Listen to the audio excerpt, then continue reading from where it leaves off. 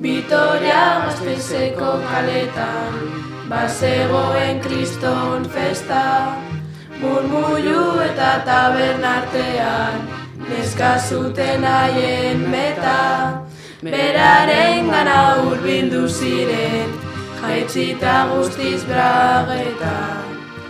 Ukitu eta gogor kolpeka, lortu zuten bortxaketa, kalean hainbat ordu pasata, bakarrik eta negarka, etxera jatera erabaki zen, kale ilunetik bakarka, etxeko ateak gurutzatzean, sentitu zuen kriston nazka.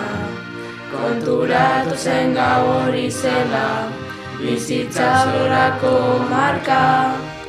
Guztiok oiukatu dezagun, ez gara inoren jostailu.